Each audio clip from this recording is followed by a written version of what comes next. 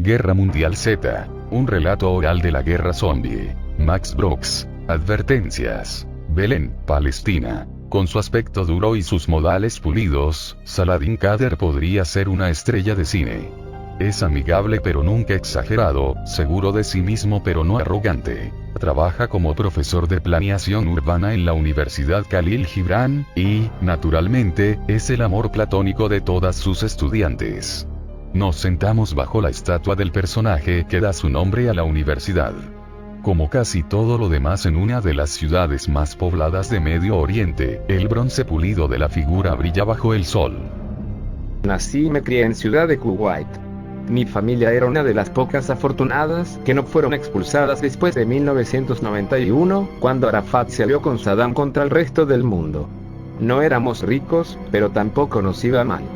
Vivía confortablemente, quizá demasiado, podría decirse, y eso se notaba en mi actitud y en todo lo que hacía. Estaba viendo las noticias del canal Al Jazeera desde el mostrador del Starbucks en el que trabajaba todos los días al salir de la escuela. Era la hora pico de la tarde, y el lugar estaba lleno. Debería haber escuchado esa multitud, todos los gritos y las protestas.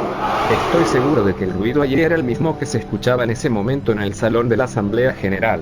Por supuesto, muchos pensábamos que era otra mentira de los sionistas, ¿quién no? Cuando el embajador israelí anunció ante la Asamblea General de la ONU que su país asumiría una política de cuarentena voluntaria, ¿qué se suponía que íbamos a pensar?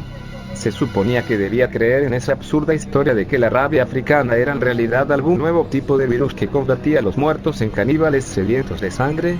¿Cómo puede alguien creer en semejante estupidez, especialmente si sale de la boca de tu más odiado enemigo? Ni siquiera le presté atención a la segunda parte del discurso de ese gordo bastardo, la parte en la que ofrecía asilo, sin condiciones, a cualquier judío nacido de extranjeros, cualquier extranjero cuyos padres hubiesen nacido en Israel, cualquier palestino de los territorios previamente ocupados, o cualquier palestino cuya familia hubiese vivido dentro del territorio israelí. Esa última parte cobijaba a mi familia, refugiados de los ataques sionistas de la guerra del 67. Por recomendación de los líderes de la OLP, habían huido de su aldea creyendo que regresarían cuando nuestros hermanos egipcios y sirios expulsaran a los judíos hacia el mar. Yo nunca había estado en Israel, o lo que pronto sería absorbido dentro del Estado unificado de Palestina. ¿Qué creyó que había detrás de la decisión de Israel? Esto fue lo que pensé. Los sionistas estaban saliendo de los territorios ocupados, pero decían que era una retirada voluntaria, igual que en el Líbano y más recientemente en la Franja de Gaza, pero en realidad, justo como antes, éramos nosotros los que los habíamos expulsado. Ellos sabían que el siguiente golpe destruiría esa atrocidad ilegal que llamaban país, y para resistir ese golpe final, estaban tratando de reclutar a los extranjeros judíos como carne de cañón y me creí tan listo por pensar en esto, llevarse también a todos los palestinos que pudieran para usarlos como escudos humanos. Yo creía saber todas las respuestas. ¿Quién no cree eso a los 17 años? Mi padre no estaba tan convencido de mi ingenio para la política. Él era un empleado de limpieza en el hospital Amiri. Estuvo de turno la noche del primer contagio de rabia africana. Él no vio los cadáveres levantándose de sus camillas, ni la masacre de los pacientes y los guardias de seguridad, pero lo que vio después fue suficiente para convencerlo de que quedarse en Kuwait era un suicidio. Se decidió a salir el mismo día en que Israel hizo su declaración. Eso debió ser difícil de escuchar. Era una blasfemia. Traté de hacerlo entrar en razón, de convencerlo con mi lógica de adolescente. Le mostré las imágenes de Al Jazeera, las imágenes de la costa occidental del nuevo Estado de Palestina, las celebraciones, las demostraciones. Cualquiera que tuviese ojos podía ver que la liberación estaba al alcance de nuestras manos. Los israelíes se habían retirado de los territorios ocupados y ya se estaban preparando para evacuar Al-Quds, lo que antes llamaban Jerusalén. Todas las luchas de bandos, la violencia entre nuestros grupos de resistencia sabía que todo terminaría cuando nos uniéramos para nuestro golpe final contra los judíos. ¿Acaso mi padre no podía verlo? ¿No podía entender que, en unos pocos meses o años, estaríamos regresando a nuestra tierra? Esta vez como libertadores, no como refugiados. ¿Cómo se resolvió esa discusión? Resolvió, qué eufemismo tan condescendiente. Se resolvió después del segundo contagio, el más grande, en Al-Jara. Mi padre ya había renunciado a su trabajo y vaciado su cuenta del banco. Todo nuestro equipaje estaba empacado, los tiquetes confirmados. La televisión sonaba en el fondo, algo sobre las fuerzas antimotines de la policía cercando una casa. No se podía ver a qué le estaban disparando. El informe oficial culpaba de la violencia a unos extremistas prooccidentales. Mi padre y yo estábamos discutiendo, como siempre. Estaba tratando de convencerme de lo que había visto en el hospital, de que para cuando nuestros líderes se dieran cuenta del peligro, sería demasiado tarde para todos nosotros. No, por supuesto, le reproché su ignorancia y su deseo de abandonar la lucha. Que más podía esperar de un hombre que se había pasado toda la vida limpiando los retretes de un país que trataba a nuestra gente tan mal como a los inmigrantes filipinos? Él no veía las cosas en perspectiva, había perdido su orgullo.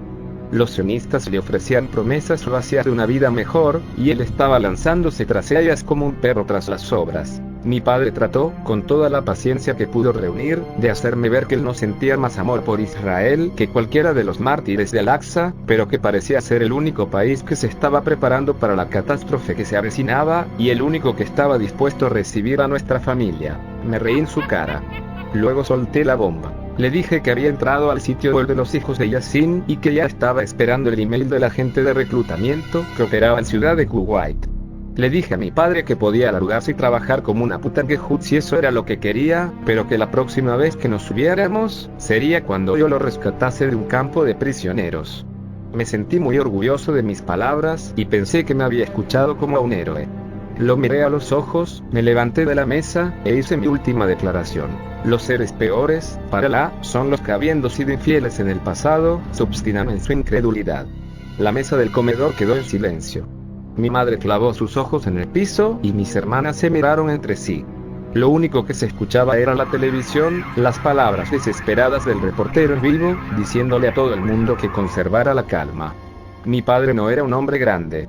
Para entonces, creo que yo ya era más grande que él. Nunca antes lo había visto enojado, y creo que nunca lo vi levantar su voz.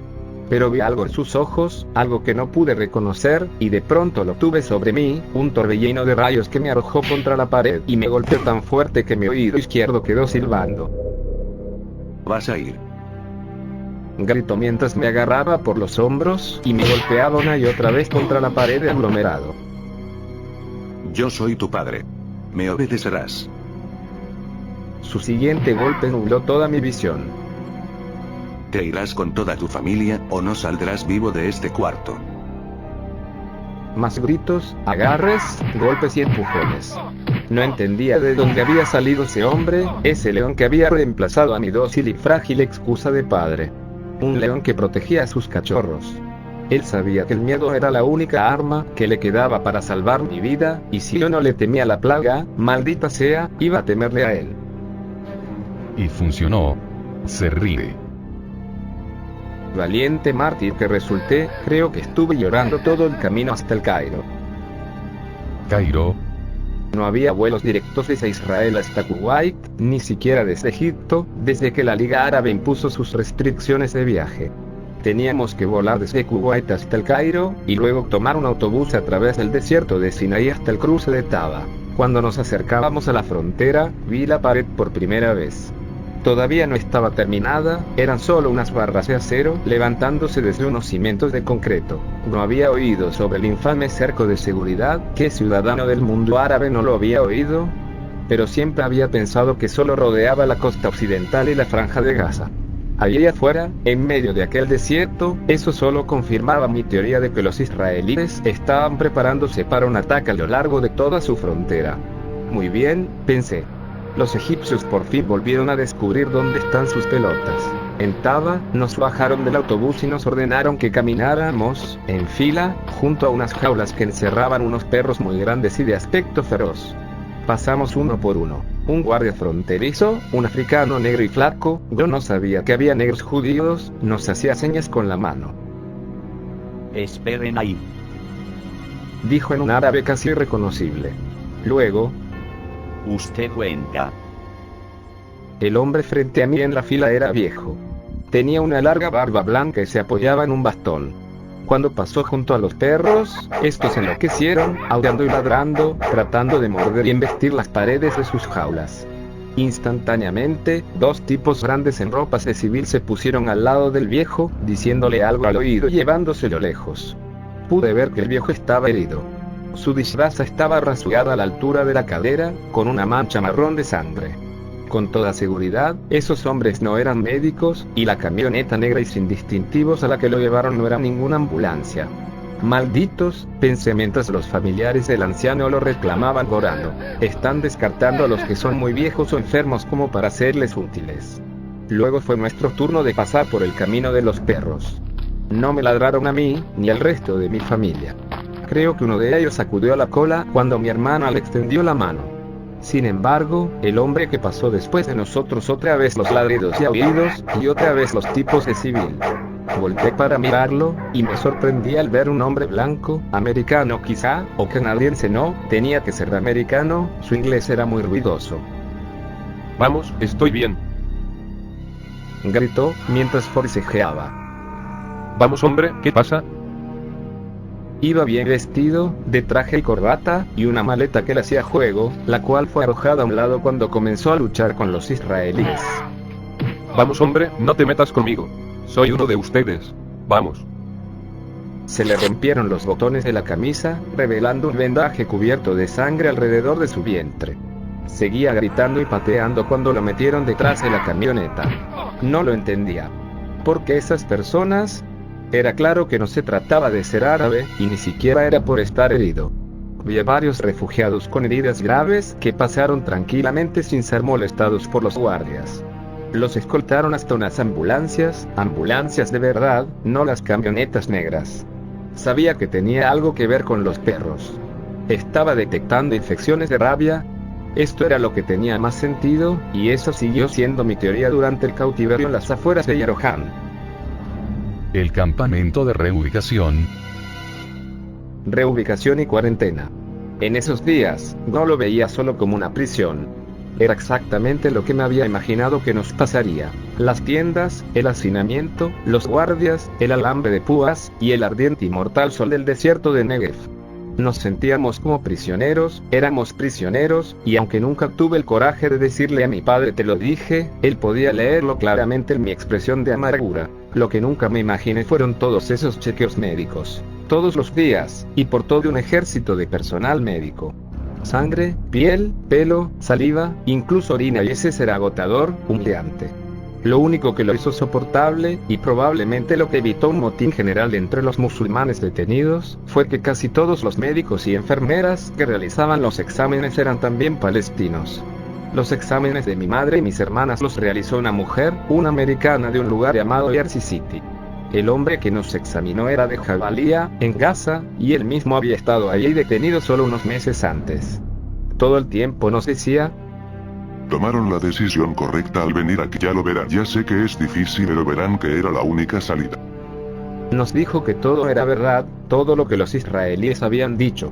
Todavía no era capaz de creerle, a pesar de que una parte de mí quería hacerlo. Estuvimos en Yeroham por 3 semanas, hasta que nuestros documentos fueron procesados y nuestros exámenes médicos dieron el resultado que buscaban. Usted sabe cómo era, en todo ese tiempo ni siquiera miraron nuestros pasaportes. Con todo lo que había trabajado mi padre para que nuestros documentos oficiales estuviesen en orden. Creo que eso era lo que menos les importaba. A menos que el Ministerio de Defensa israelí o la policía lo estuviesen buscando a uno por actividades previas no coser, lo único que importaba era el estado de salud. El Ministerio de Desarrollo Social nos entregó avales para adquirir una vivienda subsidiada, educación gratuita, y un trabajo para mi padre con un salario suficiente para sostener a toda la familia. Es demasiado bueno para ser verdad, pensé mientras subíamos al autobús rumbo a Tel Aviv. El martillo caerá sobre nosotros en cualquier momento, y lo hizo cuando llegamos a la ciudad de Beersheba. Yo estaba dormido y no escuché los disparos, ni vi cuando el parabrisas se rompió en 1000 pedazos. Me desperté al sentir el autobús sacudiéndose sin control. Chocamos contra el costado de un edificio. La gente gritaba, vídeos y sangre regados por todas partes. Toda mi familia estaba cerca de una salida de emergencia. Mi padre expulsó la puerta de una patada y nos empujó hacia la calle. Había disparos, parecían salir de todas las puertas y las ventanas.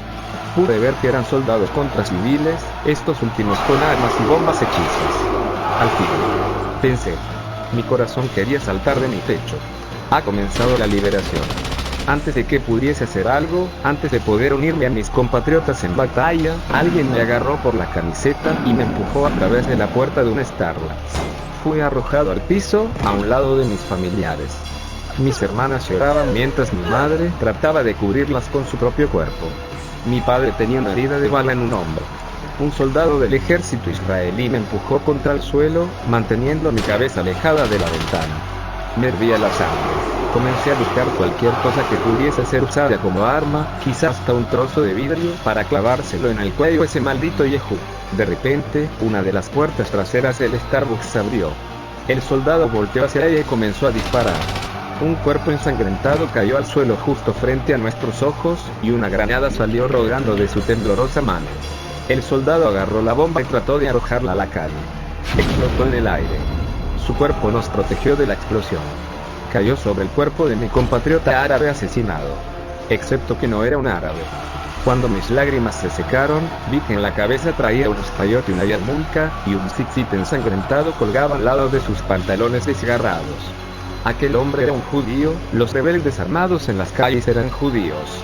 La batalla a nuestro alrededor no era un levantamiento de insurgentes palestinos, sino los inicios de la guerra civil israelí. En lo personal, ¿cuál cree que fue la causa de esa guerra? Creo que fueron muchas causas.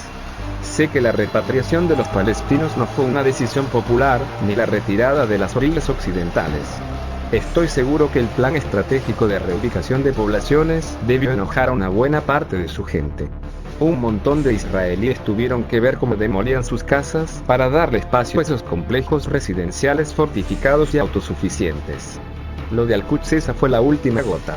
El gobierno de la coalición decidió que ese era su mayor punto débil, demasiado grande como para controlarla, y dejaba un hueco que llevaba justo al centro de Israel. No solo evacuaron esa ciudad, sino también desde Nablus hasta el corredor de Hebrón. Pensaban que construir una muralla más baja a lo largo de la demarcación de 1967 era la única manera de asegurar una total seguridad, sin importar las represalias de sus propios grupos religiosos de derecha. Me enteré de todo eso mucho después, usted sabe, y también que la única razón por la que el ejército israelí triunfó al final, fue porque la mayoría de los rebeldes provenían del movimiento ultraortodoxo, y por lo tanto nunca habían prestado servicio en las fuerzas armadas. ¿Usted sabía eso? Yo no. Me di cuenta de que no sabía prácticamente nada acerca de esa gente que había odiado toda mi vida. Todo lo que creía cierto se desvaneció ese día y fue reemplazado por el rostro de nuestro verdadero enemigo. Iba corriendo con toda mi familia hacia la parte trasera de un tanque israelí, cuando una de esas camionetas negras dobló la esquina. Un mortero la golpeó directamente en el motor. La camioneta salió despedida por los aires, aterrizó al revés, y explotó en una brillante bola de fuego naranja. Todavía me faltaban algunos pasos para alcanzar las puertas del tanque, y tuve el tiempo exacto para ver cómo sucedía todo. Unas figuras se deslizaron fuera de la camioneta, llamas, lentas antorchas humanas, cuyas ropas y piel estaban cubiertas de gasolina ardiente. Los soldados a nuestro alrededor comenzaron a disparar a las figuras. Podía ver los pequeños agujeros en sus pechos a medida que las balas los atravesaban sin producir daños. El líder de escuadrón a mi lado gritó: Rosh. Correu Rosh.